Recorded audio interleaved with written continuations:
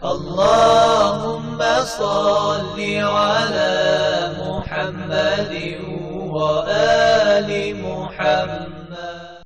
A'udhu billahi minash shaitanir rajim, bismillahir rahmanir rahim. En el nombre de Dios el clemente, el misericordioso, la paz de Dios sea con todos sus profetas, desde Adán hasta Muhammad, salawatullah wa salamu alayhim ajma'in. En la clase de hoy vamos a hablar acerca de las condiciones del marja. El marja es el sabio a seguir. Dijimos anteriormente que cuando uno quiere conocer las leyes, o él mismo tiene que ser un sabio que tiene la capacidad de extraer las leyes de sus fuentes originales, o puede hacerlo a través de la precaución, o ser un imitador, o sea, imitar a un sabio, que significa seguir a un sabio.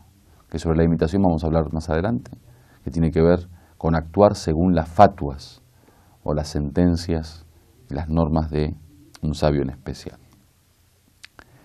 Cuando hablamos de las condiciones del sabio es que para poder seguir a una persona que tiene capacidad de extraer las leyes de sus fuentes y poder confiar en las normas que presenta en su libro de fatuas, es necesario que este sabio cumpla con ciertas condiciones. Es decir, no podemos seguir o imitar a cualquier persona. Esa persona que es considerada un doctor en la ley, un especialista en la ley, que ha dedicado una vida al estudio, necesita además de su conocimiento tener las siguientes condiciones. El primer punto es el ijtihad, que dijimos, el ijtihad es tener la capacidad, es ser idóneo para poder extraer las leyes a partir de sus fuentes, como habíamos dicho, el Corán y la Sunna. El segundo punto es ser hombre, es decir, de sexo masculino. No se puede seguir a una sabia mujer. Para poder imitarlo, a quien imitamos tiene que ser hombre. El tercer punto es que tiene que tener fe, que le llaman en árabe al-imán. Al-imán, que aparece en los hadices, se refiere a ser un seguidor de la escuela de Ahlul Bayt, es decir, un shia 12 imamita. El cuarto punto, la cuarta condición, tiene que ver con el nacimiento legítimo, es decir, seguir a alguien que haya sido un hijo ilegítimo, hijo de una relación no legal, no está permitido. Por lo tanto, su relación familiar tiene que ser a través de los padres legítimos.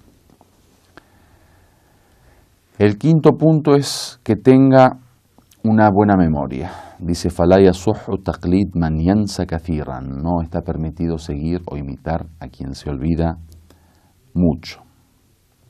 O aquel que tiene problemas de memoria, o por ejemplo, hay veces pierde la conciencia, o no tiene esa atención constante sobre el tema de la memoria. El sexto punto es el adala, que llaman la justicia, es decir, el buen obrar sería, que tiene que ver con que sea una persona que no comete pecados, o que por lo menos no lo hace conscientemente o no lo hace con intención. Una persona que no tiene la intención de pecar, como por ejemplo muchas personas, por poner un ejemplo, dicen, bueno, yo no quiero rezar, ya eso es un pecado intencional, diferente a la persona que quizá comete un pecado sin tener intención, quizá no planea o no planifica la cuestión de pecar, pero que bueno, hay veces por un motivo determinado peca. No, acá estamos hablando de la persona que tiene una conducta en donde ya decide no pecar, una persona que no peca y que cumple con las obligaciones. Acá, yo esto lo leo en árabe porque es importante que uno, digamos, esté en contacto directamente con el libro de las fatuas, después igualmente lo voy a traducir. Dice, نظرا إلى حساسية وأهمية منصب المرجعية يشترط على الأحوط وجوبا في مرجع التقليد إضافة إلى العدالة التسلط على النفس الطاغية وعدم الحرص على الدنيا. Dice, además del tema de la justicia o del buen obrar, tener una buena conducta, es necesario de una manera que le dicen al ahwat wujuban, o sea, con una precaución obligatoria. Si bien no es una fatua, digamos, no es una sentencia, pero es preferible, o sea, por precaución obligatoria que se establece generalmente en algunas cuestiones donde no hay un argumento claro sobre eso, muchas veces lo utilizan como una precaución. Dice: es necesario que el marja, o sea, esta persona a seguir, este sabio, este doctor en la ley, este jurisconsulto, además de tener adala, la justicia o la buena conducta, tenga control sobre su ego y además que no sea una persona mundanal, es una persona que tiene mucha preocupación por el dunya, por la vida terrenal. El séptimo punto tiene que ver con lo que llaman al-hayat, la vida, es decir, seguir a un sabio vivo, porque al fin y al cabo los sabios durante su vida escriben los libros de las fatuas y al morir esos libros siguen en las bibliotecas o en las librerías, siguen vendiéndose, siguen reproduciéndose, siguen editándose. Entonces podría uno seguir,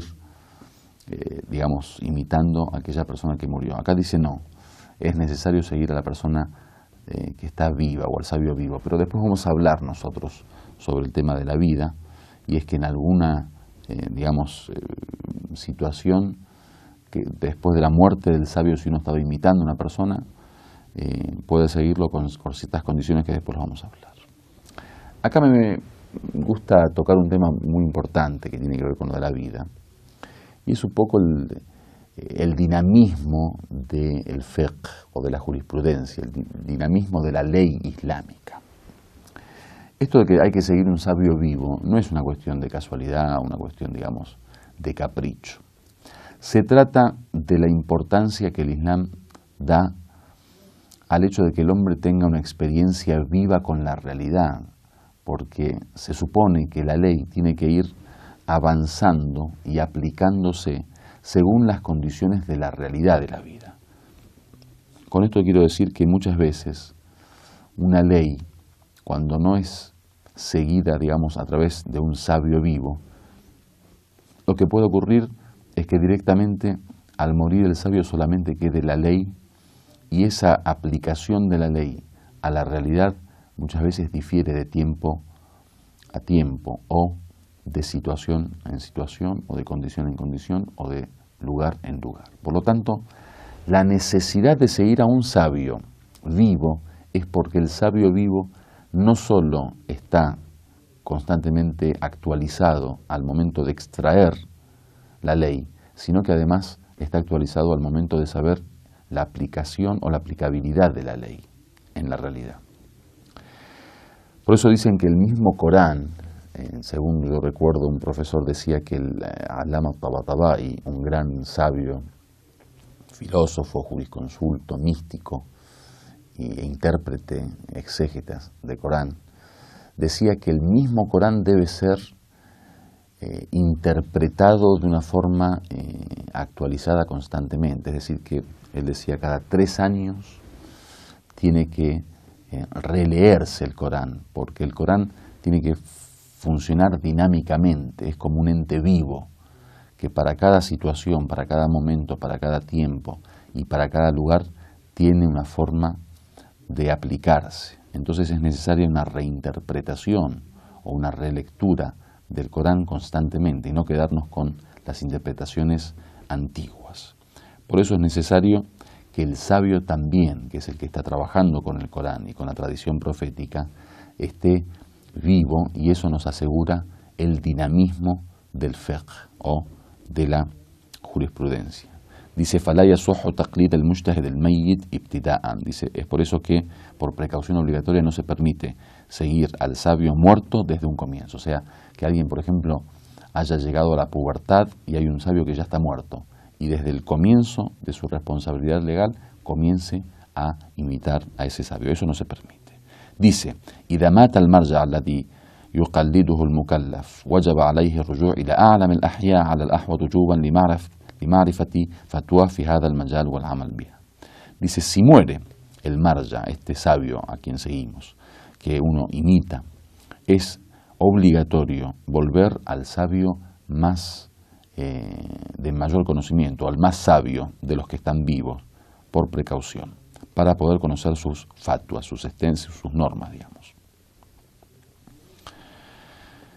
Dice: وقد تكون أحد هذه الآراء يجب البقاء على تقليد الميت إذا كان أعلم من الأحياء.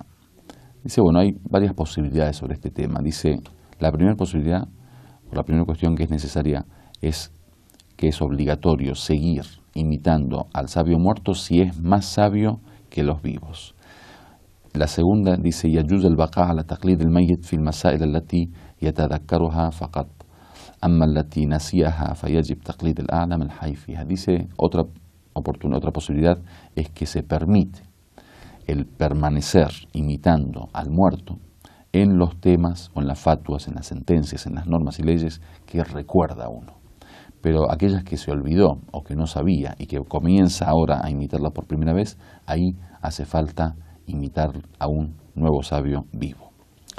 3. البقاء على تقليد الميت في جميع المسائل حتى في التي لم يعمل بها جائز ومجزي. Dice, bueno, hay otra opinión que dice, no, puede uno permanecer imitando al muerto, o sea, el sabio que en su momento lo imitaba mientras estaba vivo pero después murió, en todos los temas, aunque no haya imitado en algunas cuestiones. Dice, والسيد القائد ولي الأمر المسلمين رأيه هو القول الأخير في جواز البقاء على تقليد الميت مطلقا. Dice el Sayyid Khamenei, que es uno de los grandes sabios y el actual líder de la revolución islámica en Irán, él permite seguir imitando al mayyit, al muerto, en todos los casos. إذا عدل المكلف بعد موت مرجعه إلى مجتهد آخر فلا يجوز له على الأحوط وجوبا العود إلى تقليد من كان يقلد مرة ثانية. Dice, supongamos que una persona imitaba a un sabio o a un marja vivo. Después se muere este marja. Entonces se pasa a otro marja que es el más sabio vivo. Dice, una vez que él se pasó y empezó a imitar a una segunda persona, ya no puede volver al muerto.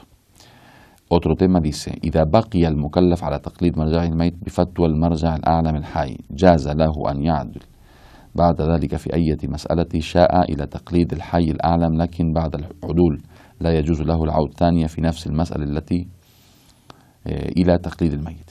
Dice, bueno, supongamos que una persona imita a un marja y continúa imitándolo en ciertos temas cuando muere, después de muerto, con permiso del sabio vivo. Es decir, yo imito a una persona, esta persona muere, yo paso a otra persona, a otro sabio que está vivo, para que me permita seguir imitando al muerto.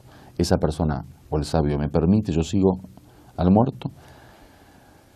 Pero en algunos temas, por ejemplo, yo me he pasado a otro sabio. Entonces imito en ciertas cuestiones a otro sabio. En esas cuestiones ya no puedo volver al sabio primero. إذا تحقق التقليد من الأشخاص غير المكلفين في حياة المجتهد فلا إشكال في البقاء على تقليده برأي الحي الأعلى. Dice, supongamos que una persona antes de su responsabilidad legal, antes de la pubertad, por ejemplo, antes de comenzar a actuar debidamente por orden de Dios, ya era pequeño, supongamos, era un niño y él cumplía con las leyes de Dios. Y en ese cumplimiento, en esa obediencia, él seguía a un sabio determinado, antes de ser, digamos, responsable.